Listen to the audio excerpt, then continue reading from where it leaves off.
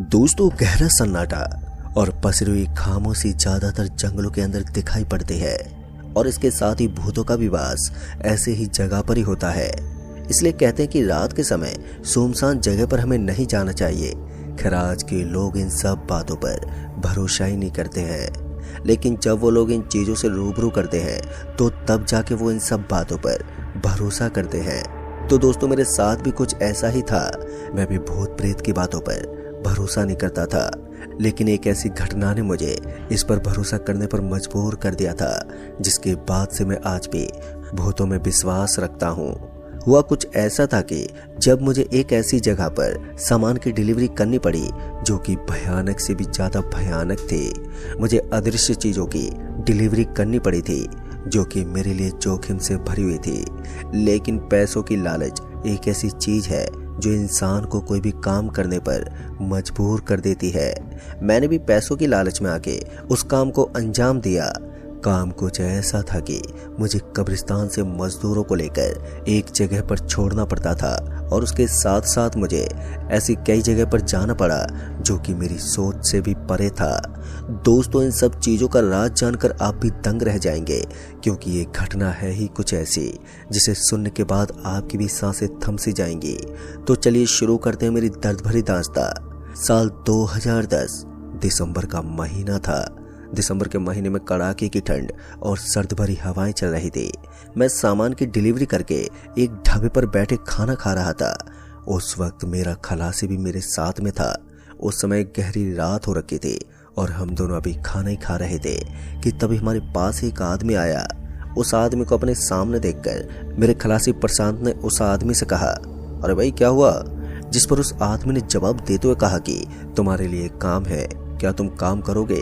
उस आदमी के ये कहते ही मैंने उससे कहा कि क्या काम है, पहले काम बताओ।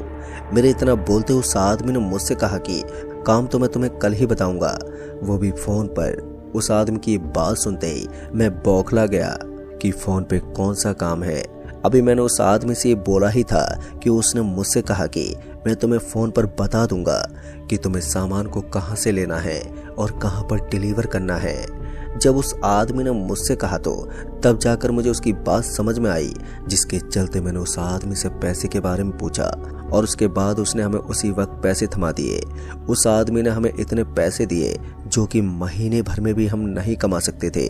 उन पैसों को देखकर मेरी खुशी का कोई ठिकाना नहीं था।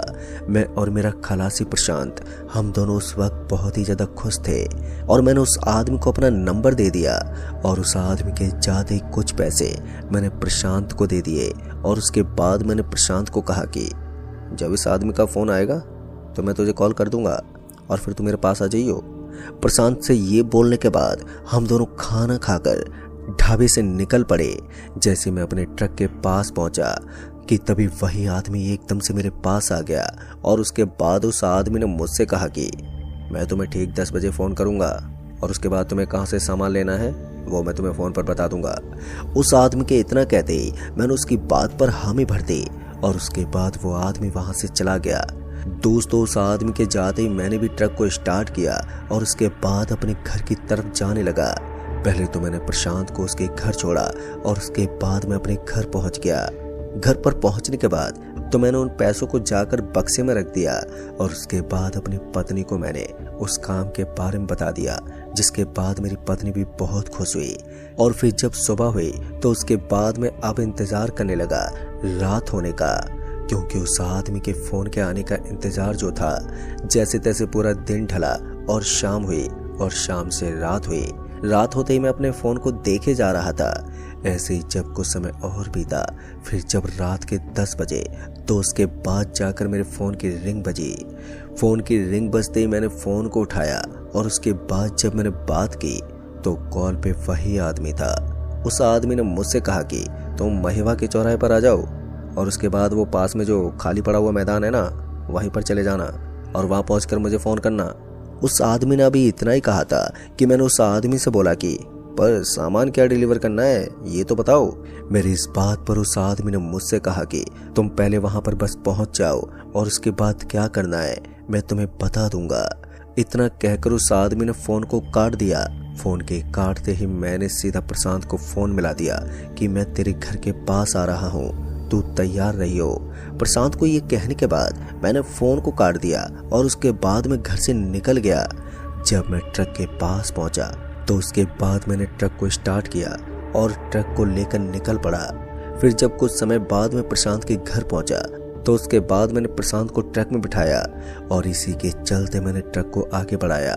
जब कुछ समय बाद मैं महेवा के चौराहे पर पहुंचा तो उसके बाद मैंने उसी खाली पड़ी मैदान के पास जाके ट्रक को खड़ा कर दिया। ट्रक को खड़ा करने के बाद फिर से मैंने उसी आदमी को फोन मिला दिया।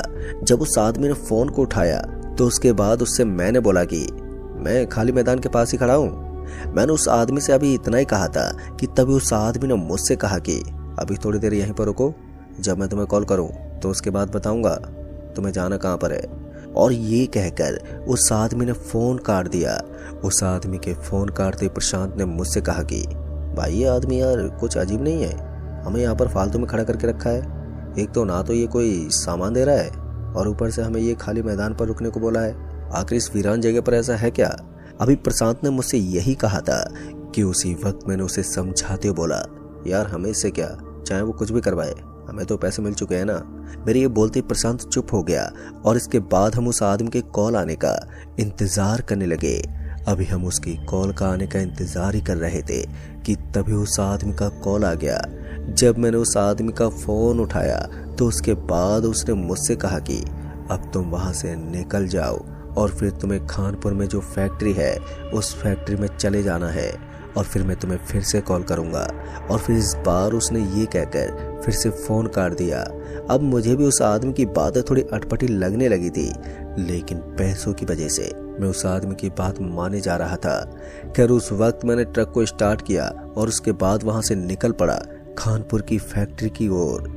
खानपुर की फैक्ट्री मैंने आज तक देखी नहीं थी और न ही कोई डिलीवरी की थी और न ही मैं कभी वहां पर गया था। मतलब कि मैं खानपुर वाले एरिया में तो गया हूँ लेकिन फैक्ट्री नहीं। अभी मैं ट्रक को आगे बढ़ा ही रहा था कि तभी सामने से 3 काली बिल्लियों ने रास्ता काट दिया।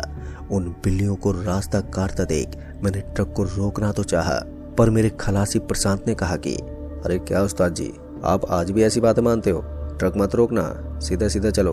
अगर हमें जाने में देर हो गई तो कहीं वो आदमी गुस्सा ना हो जाए हम पर। अभी हमें कम से कम 30 किलोमीटर का रास्ता तय करना है। रात भी धीरे धीरे गहरी होती जा रही थी और ऊपर से रास्ता भी पूरा खामोश दिखाई पड़ रहा था। उस समय बादलों की गड़गड़ाहट अचानक से मुझे सुनाई देने लगी थी, जिसके चलते मैंने सोचा कि यार अभी बारिश होनी जरूरी है क्या? पहले फैक्ट्री पहुंच जाता, उसके बाद ही बारिश हो जाती। अभी मुझे बादलों की गड़गड़ाहट ही सुनाई दी थी कि तभी अचानक से बारिश की बूंदें गिरनी शुरू हो गई। बूंदों को गिरता देख मेरा दिमाग घूम गया। मैं अभी अपनी किस्मत को ही दोष दे रहा था कि तभी प्रशांत ने मुझसे कहा कि अगर इतनी हल्की बारिश होती रही तो कोई दिक्कत नहीं है, लेकिन बारिश तेज होने लगी तो हमें संभल कर जाना होगा, क्योंकि इस रास्ते पर इतने पत्थर हैं कि ड्राइविंग करने में काफी दिक्कत होगी। उस वक्त प्रशांत की बात भी बिल्कुल सही थी। फिर उसके बाद काफी समय तक बारिश बिल्कुल हल्की हल्की होती रही और फिर वो बंद हो गई। बारिश के बंद होते ही एकदम से उस आदमी का कॉल आ गया और फिर जब मैंने उसका फोन उठाया तो फिर उसने मुझसे कहा कि आगे चलकर तुम्हें 2 रास्ते मिलेंगे, अगर राइट वाले रास्ते पर बच्चा खड़ा मिले तो तुम्हें उसी रास्ते पर जाना है। और उस आदमी ने ये बोलकर फिर से फोन काट दिया।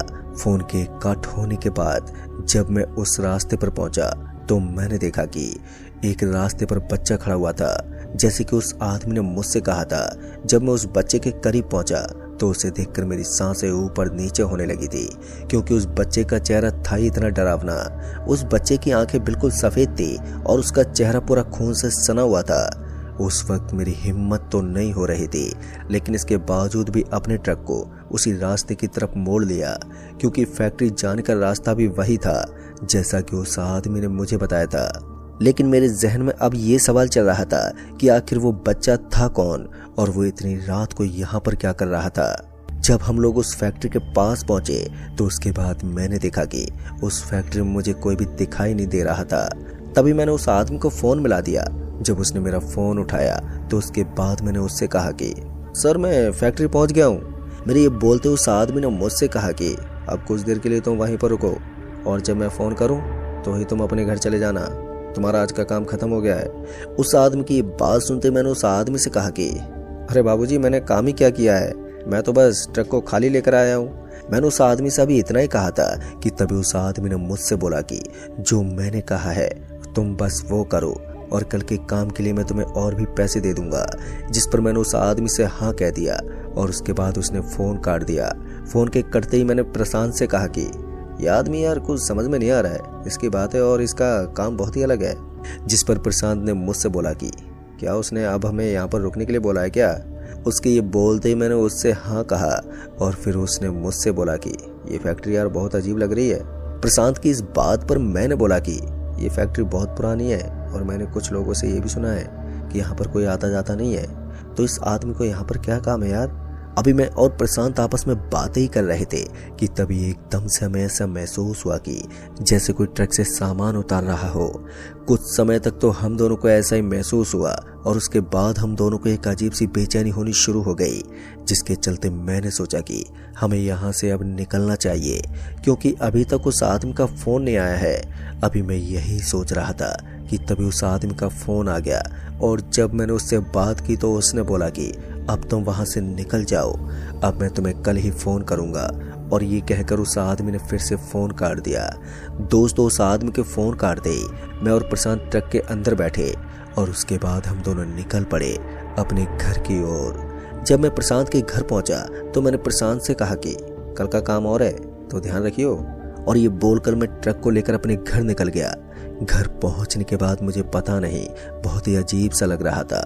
फिर जब मैं फ्रेश हुआ और उसके बाद सोने के लिए गया तो पता नहीं मुझे ऐसा लगने लगा कि मैंने इस काम को लेकर कहीं बहुत ही बड़ी गलती तो नहीं कर दी है।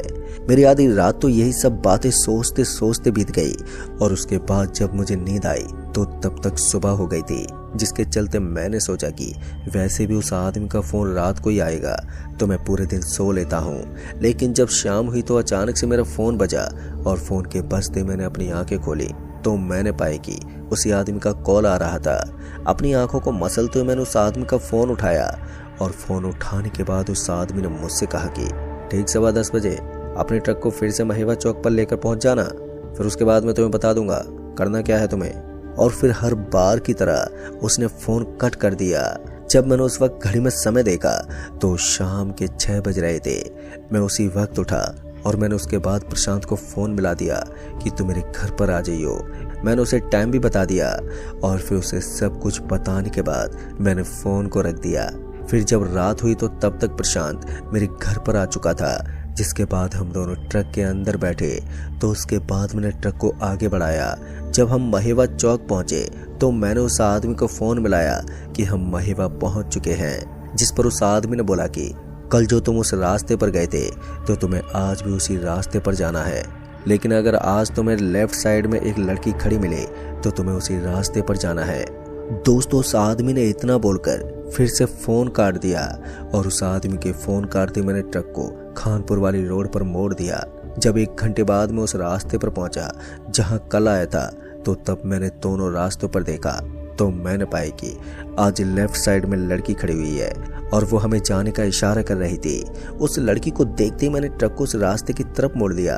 अभी मैं उसी रास्ते पर चल रहा था कि तभी उस आदमी का फ़ोन आ गया और जब मैंने उस आदमी का फ़ोन उठाया तो उसके बाद उसने कहा कि थोड़ी दूरी पर तुम्हें एक कब्रिस्तान मिलेगा, तुम्हें ट्रक को उसी कब्रिस्तान में रोकना है और उस कब्रिस्तान से कुछ मजदूर बाहर निकल कर आएंगे, तुम्हारे ट्रक के अंदर बैठेंगे तो तुम उन मजदूरों को अपने ट्रक में बैठा लेना, लेकिन ध्यान रहे तुम उन मजदूरों से बिल्कुल भी बात नहीं करना, चाहे वो कितना ही बोले। अगर तुमने उनसे बात की तो उसके बाद तुम्हारे साथ बहुत ही बुरा होगा।